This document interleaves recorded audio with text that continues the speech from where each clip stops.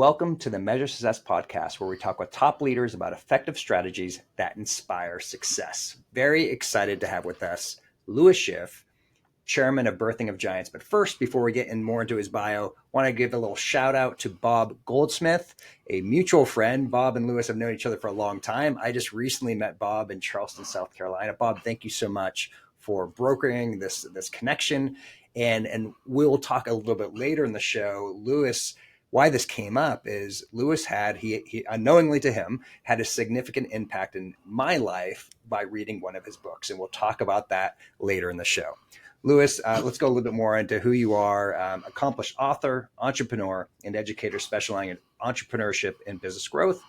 Chairman of Birthing of Giants, which I mentioned beforehand. It's a fellowship program that helps entrepreneurs scale their business through strategic guidance and innovative frameworks. He's also authored several influential books, including, which I mentioned beforehand, Business Brilliant, The Middle Class Millionaire, and The Armchair Millionaire. What's exciting about these, if you aren't familiar with it, explains the behaviors and strategies of self-made millionaires and how successful business leaders come to be. Lewis, thank you so much for being a part of the Measure Success podcast today. Oh, man. Thanks for the invitation, Carl. Absolutely. So we're going to get into what we were just talking right before this podcast, which I think is pretty powerful. There are these three, mega trons, like if you get thinking about, kind of mega issues that's going on right now in business for entrepreneurs.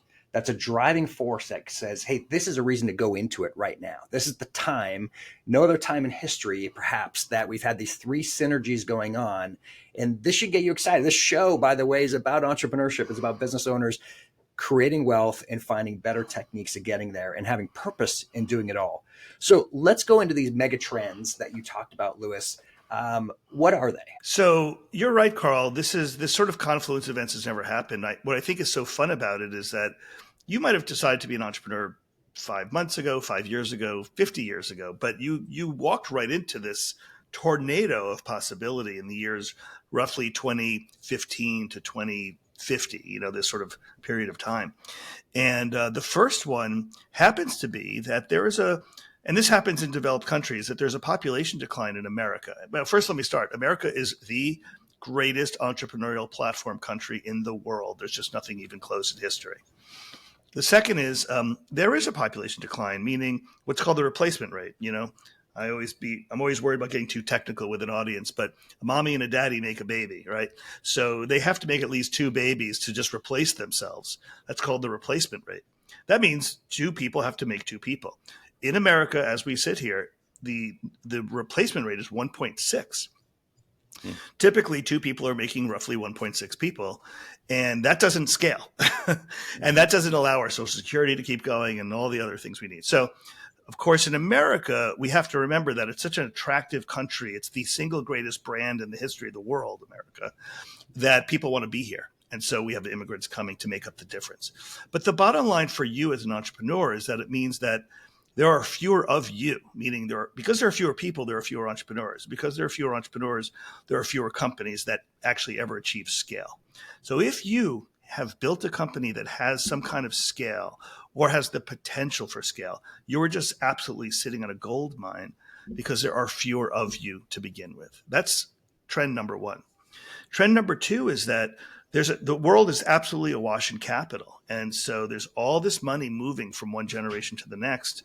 They call it the Great Wealth Transition. And it's basically money coming from, Gen X and baby boomer generation. So these are people in their 50s and above. And, they're leaving into the next generation of Gen Zs and millennials. It's just more money than the world has ever seen. It's, something like $2 trillion a year, something like $100 trillion over the next 50 years. I mean, it's insane money. And so just like any other classic inflationary environment, if you are the owner of a company and there's fewer companies and there's more money than ever looking for a place to land, it's going to create inflation in the value of your company. So hopefully we have your attention, right? Because now you're like, look, if I succeed, I'm going to be better compensated than anyone who came before me, probably, 20 or 30 years ago. And of course, the word entrepreneur has become more popular and the pursuit of entrepreneurship has become more popular. And I don't know, maybe it's because you watch Shark Tank and you think that, Mark Cuban's cool, but I'm willing to bet it's because secretly, without even realizing it, all this money has been chasing us. It's making us more valuable. The third trend to keep your eye on, which again, intuitively we understand, but this is really where the magic is made, is that intellectual property, something that we all say very easily, is actually a relatively new thing in the scheme of things, especially when it comes to software, hardware, things like that. So for thousands of years, property meant physical property, and you really had two classes of people. You either owned property or you worked the land. You worked property. You either had an asset called property or you had a brain and a body, and that somehow you used those to make money. The labor part hasn't changed over these thousands of years. If you don't own an asset, you deliver value through your brain and your body. But the property piece has changed in the last 30, 40 years, which is it's now intellectual property, not physical property that matters. So by some measures, the S&P 500, which is the measure of the 500 largest companies in America, is over 90% embedded in intellectual property value. Right? Owning a bunch of factories is not where the value is anymore. It's owning the intellectual property. Would you rather be Google or would you rather be General Motors? So what's that mean to us? You've heard a lot of times that everyone's a tech company now, and to turn that phrase just a bit, everyone is tech enabled, right? Nobody runs their business without tech. You want to test this out? Shut off the internet for a week and see how much work you guys get done at your company. I mean, everyone's tech enabled. So my question to your audience would be, how are you using intellectual property or technology to fundamentally improve the value of your business? I'm not saying you guys should become a tech company writing software, putting out software products or building robots. I'm not saying that. I'm saying even if one of you out there listening to this, an entrepreneur, had a proposal that they were going to make to a client, and they, instead of writing out a traditional proposal, they flipped over to ChatGPT and said, "Give me a proposal for a for a project like this, this, and this," and it pumped it out. And what would have taken you 2 hours took you 20 minutes.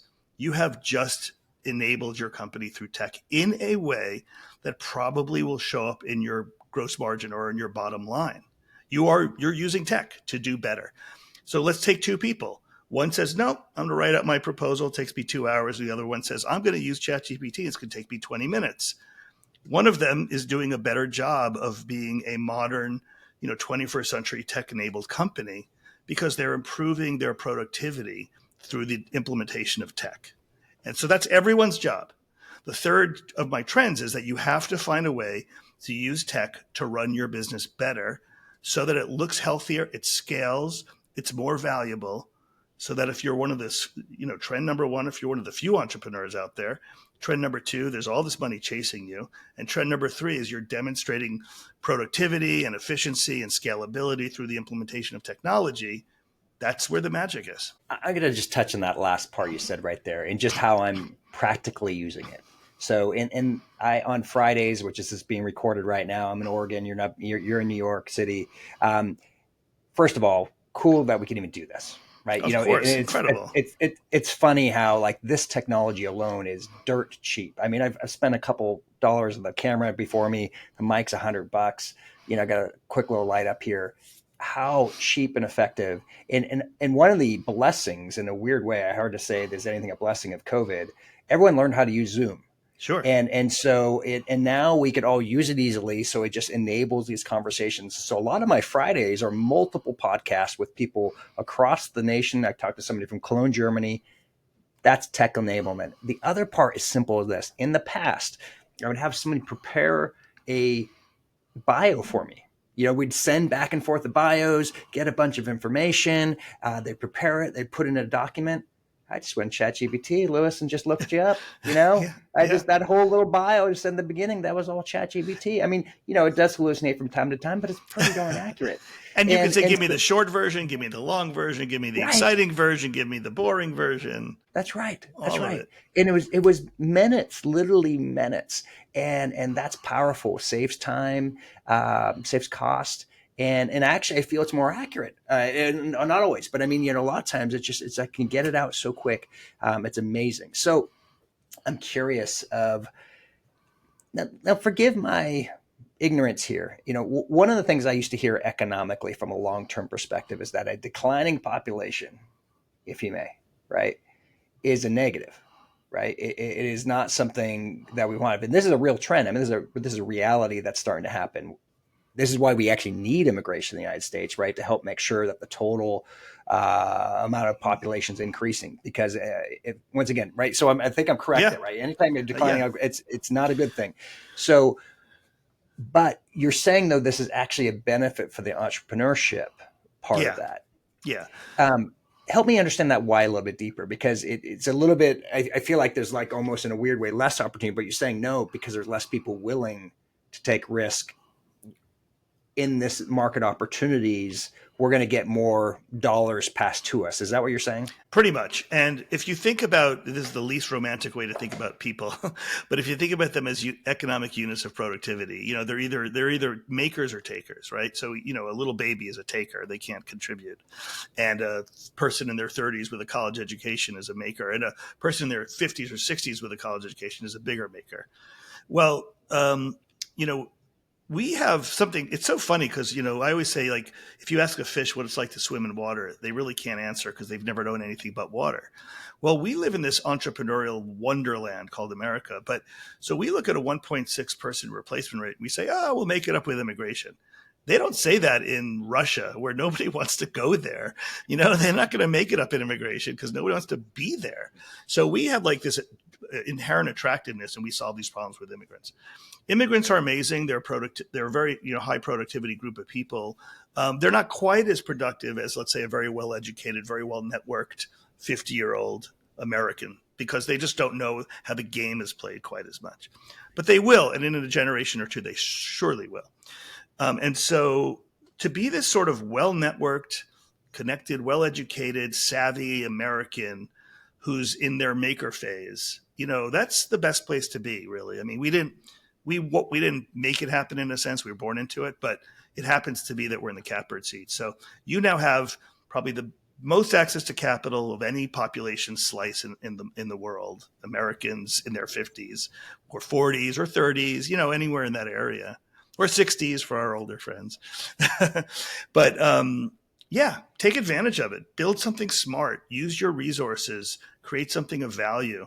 There's fewer of us doing it than there was 50 years ago. And, I'll just attach onto that, just like one of the things that I've recently gone back to. So my upbringing, and Louis, these things we'll talk about on Monday, is some of my background, but I CPA to start out with in my career. And I'm so sorry to hear that. And yeah, well, thank you. Well, that's actually, there's such a truth to this. So when I got into strategy, I intentionally did not ever say I was a CPA. Yeah. Right? Because people think I'm going to do their taxes. Like, no. I want to do your strategy. Well, the trends have been CPAs have been retiring the baby boomers. It's not exciting and cool to be a CPA anymore. Like, I said, sorry, you had to be a CPA. Right. And so what's created is a massive shortage. Yeah. This massive shortage has created an opportunity. Yeah. I reopened up my old CPA firm. Well, can I ask you a question here on camera? Yes, absolutely. Are you now, or do you plan to leverage AI a lot in this new CPA practice? Yes. I mean, that's how we're going to solve that problem. And a lot of knowledge problems is going to be by hiring AI to do at least some of the work. So the answer is we're doing three things in this business. And sorry to go off this little tangent here, but it's relevant to the discussion. So when we opened it up, it's like, we're not going to do it. Why? This is what's happening in the industry today. CPA firms have so much business, they're raising their prices and they're literally firing people.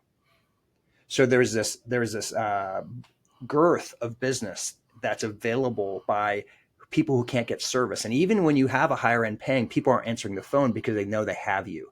You don't have another option. We're filling the gap. So we are filling this nice, small to mid-size tax, accounting, bookkeeping business. But we're doing it the right way. We have a tech stack to start with. That's number one. We started with day one with a tech stack. Number two, we have remote workers. We can get workers, and they're not full. We have a lot of part-time, so we don't have to charge huge rates. Number three, we have ChatGPT. We can do analysis so much faster now compared in the past by using things. Number four, we have access to a 350-person India firm. If we have work that we have to do, back office. So we have the ability to scale tremendously, and we're starting out this way. So I can provide value-based pricing on day one Because you have and take scale up without business. having the corresponding investment in the scale. That's right. That's right. And so I'm so grateful to be back in it in a weird way, because I'll have a 25-minute conversation, Lewis, about strategy. Da da da da da. It goes in and out one area or the other, Hmm. and then in about 3 minutes and they're like about accounting. Like, can you do my taxes? Can you do my bookkeeping? I don't get good help. So Yeah. it's fascinating. All I'm doing this to talk about this is to talk about the trends that are changing, where sometimes boring industries have become really interesting with the AI trend, technology trend changes, if people are willing to adopt it. And there's nothing boring about conceiving of that practice the way you just described it. It's actually very exciting and interesting. It's totally Right. modern. It's just happens to be in an older profession that people have a preconceived idea of what it's like. That's Yeah, right. well, I totally applaud you for doing that. And you know what?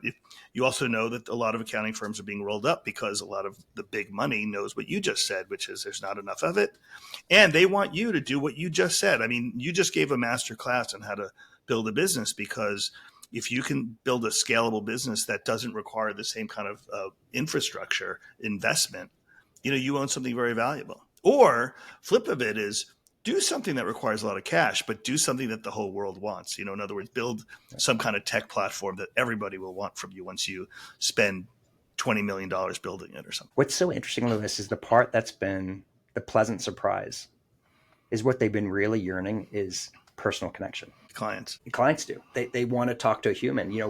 It's easy to go to a TurboTax and Intuit and talk to somebody online, but that's not a permanent relationship, right? Yeah. That is not somebody that they feel like they can trust and do things.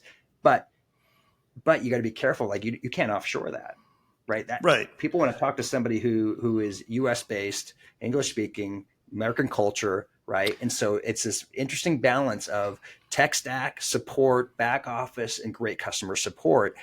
And a lot of people aren't willing to go through that challenge, right? And you've talked about that covers EQ. You're probably a guy who can talk to different kinds of people and make them feel connected to you. You do have, again, some built-in advantages because you've lived in America your whole life. You can talk about your favorite baseball teams or whatever. Go Beavs, go Ducks. You can do all that stuff. And even when you and I first talked, we talked about a common friend. So we have a network in common. And that's a lot of what we're talking about. EQ, understanding the culture, and having kind of some common point of reference with each other. Let's talk about your organization, Birthing of Giants. What is that? Why do you do it? Give some background behind that whole organization you work with. Yeah, so I started it out as a joint venture with Inc. Magazine. So Inc. Magazine has something called the Inc. 5000, which is a really incredible list of the 5,000 fastest growing private and therefore usually small companies in America. And I started to study the list, and then I started to develop a course for the owners of Inc. 5000 companies, because you have to imagine this person whose company is growing by 100% a year, or sometimes 1,000% a year, and it's the rocket ship of their lives. And I often describe it this way: imagine signing a lease on office space for, let's say, a 3-year lease that's out of date within 6 months because you're growing so fast.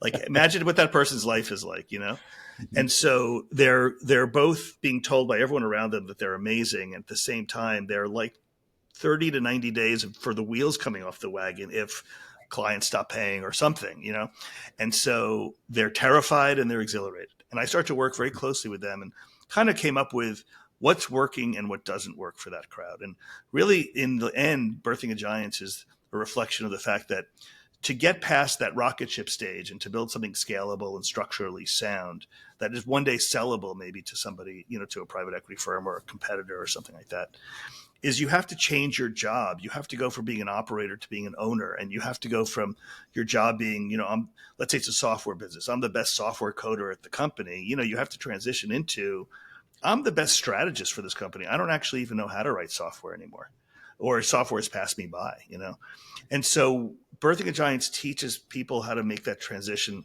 from hardworking operator who's got a lot of really great qualities that I write about in Business Brilliant. Those are the qualities. Mm-hmm. Into somebody I'll call an owner. And I often say, Warren Buffett owns railroads, but I bet he doesn't know how to run a train. Probably, no one's ever asked him to unload a train.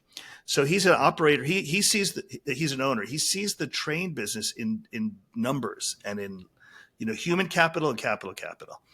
And that's what these guys have to become. Men and women have to kind of transition out of being hardworking operators into thoughtful strategists and in some cases financial engineers. We teach that. In 5 days, we are able to basically take what would ordinarily take you 3 years, typical entrepreneur who's willing to try and then try again and then try again and then try again, which is their great, offering to the world. We can kind of compress like 3 years of trial and error into 5 days because we simulate, we look for outcomes, we apply, best practices. And so this 5-day fellowship program, which then leads to a community of graduates, but the 5-day fellowship program compresses, I would say, 3 years worth of trial and error into 5 days. Wow. It's fun. Wow. Hard days, 5 long, hard days. Wow. That sounds like Bud's training for entrepreneurs. Yeah, absolutely. Hell week. Yeah, totally. It is Hell Week. That's what we should call it, Hell Week. Yeah, exactly. But how awesome. I'm curious. I mean, that those are not 9 to 5 hour days, right? I mean, this is. Well, adult learners have a breaking point. So, it actually is kind sure. of a 9 to 5 day, but you're pretty much toast at the end of that day. I bet. Wow. Yeah. But it's hard work. And it's, it's interesting. It's on the one hand, every entrepreneur thinks about their business 24/7. So they're always like, you're not really going to tell me something I haven't at least thought of. And that's about 50-50 true. 50% is like, yeah, we're telling them things that they've been hearing about and thinking about, but we're making them do something about it. And the other 50% is there's just this perspective shift from going from an operator to an owner and asking yourself, like a lot of folks in our community will be very proud of the fact that they have no debt on their books. And then I'll show them a bunch of business models where it was the introduction of debt that changed everything. So it's not like they don't know what debt is. It's that they never really thought of it as the tool that would change the game, just as an example. That's a fascinating discussion right there. I mean, that is the whole PE game is finance, right? Debt in most cases. And it's a really, and most business owners don't get it, right? They don't get that's the leverage point, right? Which is the difference, and being able to balance that. It's really how we talked about this earlier. It's how you use labor, how you use technology, and how you manage finance. It's just those 3 things. That's your tool set. And it's not that an entrepreneur can't do any of this. It's that when you're focused on operating a services-based business that you're self-funding, you think about it in a certain way. When you ask yourself, well, what if I had access to unlimited funds? And what if I completely rethought my labor component or how my people contribute? And what if I thought about what my intellectual property path was to create defensibility and scalability? Like you just think about the same thing differently. Right. And we make you do that in a week. Okay, so I have to go to Business Brilliant. Curious, what got you to write that book? What got you to write the research to go down the path? What intrigued you to come up with that concept? So first of all, it's what's called a primary research book, meaning we went and talked to thousands of people. And the reason I say that is because there's all sorts of great output, books and other things, articles that are based on other people's research, which is great. And we love that. But someone has to do the research. And so we spent a lot of money on the research. When I say we, I worked with a great researcher named Alan Prince to put together. And my question for 20, 30 years, which I can go literally back to my high school days and ask why I got into this, is I'm just fascinated with American economic mobility, meaning how is it that we can start with roughly, let's say you come from a middle-class background and you have the same school system and the same sort of household as everyone else, and you go to the same colleges and you have the same job opportunities, and yet roughly 10% of the population ends up accumulating a lot more wealth than the other 90%. So that was a big question. And then the underlying question when I survey Americans is, do you want to have more money? Which sounds like a silly question, but of course, most people want more money. And then I say, well, what would you do with that money? And most of them say, I would create a safety foundation for my family. Like if bad things happened, I could handle them. If opportunities arose to send my kid to a good college, I could handle it. That's what they want to do with money. They don't want to buy planes and yachts. They want to make sure their family has opportunity and is protected from the bumps that the road will present. So that's a pretty cool thing to want to do with your life. And I totally get it. Then I'd say, well, what are you doing about it? And they'd say things like, well, I'm cutting coupons and I'm saving my pennies. And I'd say, that's not how the biggest wealth creators do it. They don't cut coupons. They don't hold back on spending. They spend on things that add value. They work harder than other people. They network harder than other people. They learn from failure more than other people. They negotiate harder. Why do you say you want to create wealth and yet you're totally not behaving in a way that will lead to wealth? That was just my probably pretty annoying question, to be honest.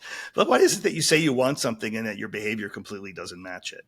But 10% of the population, and I'm not talking about 10% of people that they can't talk to. It's the same people they grew up with. It's the people they went to high school with. That man or woman seems to have, a cosmetic dentist who's killing it. Like, that person will tell you how they did it. They're not going to keep it a secret. So why don't you take that person out for a cup of coffee and say, how do you do that so I can do it? And the answer is because there's this huge belief system about how wealth is created in America that's unrelated to how wealth is actually created in America, And so that's my question. So Business Brilliant was a breakdown of, let's interview people who have net worths of 1 to 10 million, 10 million to 30 million, and 30 million or more, and ask them. And also, let's ask them what I call the middle class, which are people who had a household income of $50,000 to $80,000, which sounds small, but A, this was 10 years ago, and B, that actually is the middle. The median income in America is around 60 grand now. So I asked all these self-made successful people. You had to have self-made. You had to have not received more than $50,000 from your family, including education, to make it into my survey. And I asked them how they did it. And, the book reveals the answers. It's things like how to negotiate, or how to ask for more, from your employer, like how to ask for a raise. If you and I start jobs, Carl, and I ask for a 5% raise that you don't ask for because you think, if I ask for a raise, they're going to think I'm ungrateful or I don't want the job. Right. And now you and I are like 25 years old, and I got a 5% bump at the same year that you and I both started. Check in 25 years later. It's only gone more. And so, now I'm making a lot more than you. And, how did this happen? Well, I asked. But that's very scary to people to ask. So Business Brilliant is filled with a lot of principles about how to alter the trajectory of your life with regards to wealth. But you have to know what to do. And the book tells you what it is. It's just, some of it's uncomfortable, but it's right there. And this is, we'll spend just a couple, like 2 minutes, and I just want to share with you, Louis, what I hadn't shared with you yet, which is how this book made a difference for me. So I was my K through 12 years, actually through college, was in poverty. So that was my upbringing. I won't go into details about that, but it was true. And graduated, got into a professional degree, became a CPA. Was fortunate to get into middle class as a result of that. And so, and I was in a great, wonderful position. I was, probably 36 years old.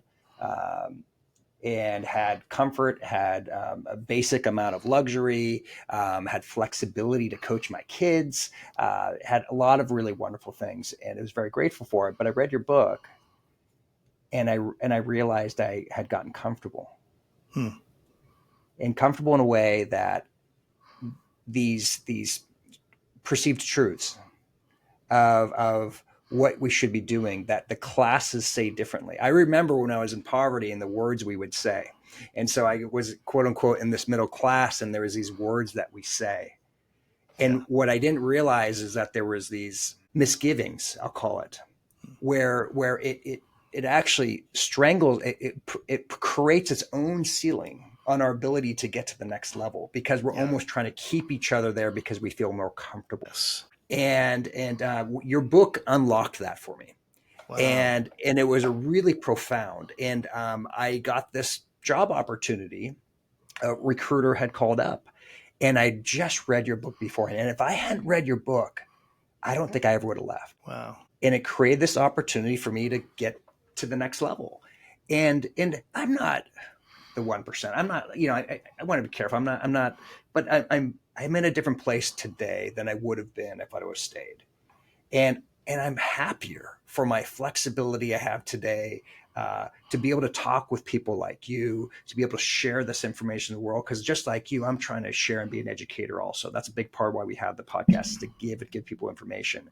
And that's why we should continue the old Zig Ziglar trait, right? Become a great reader, you can become a great leader.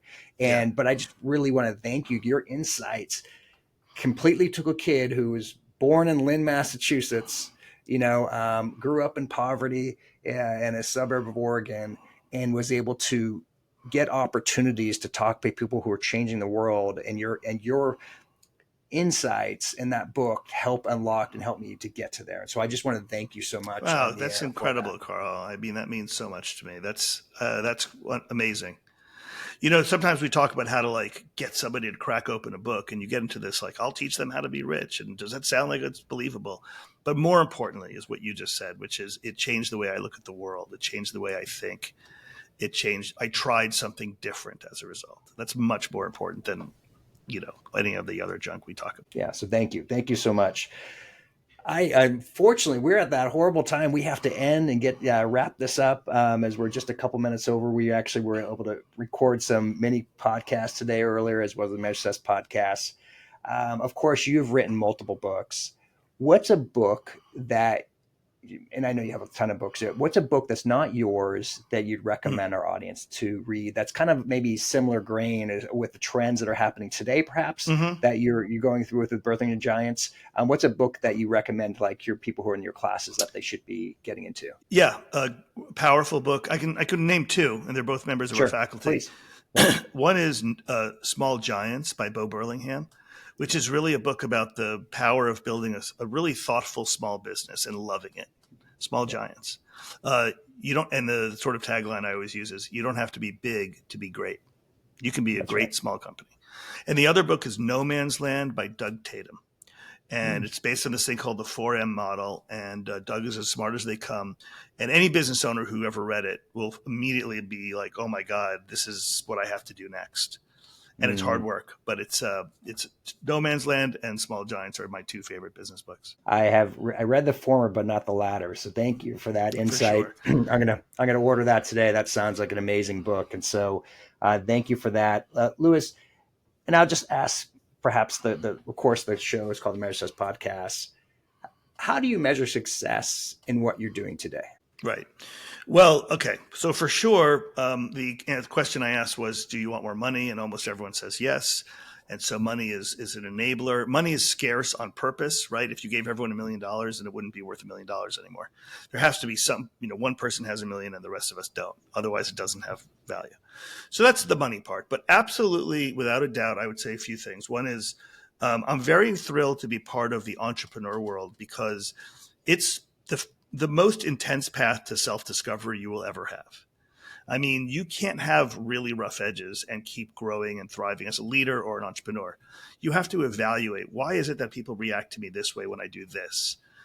Or else you're just going to be your own worst enemy. You have to figure out what makes you a well-balanced, thoughtful person. So I think the self-improvement aspect of entrepreneurship is the most important part.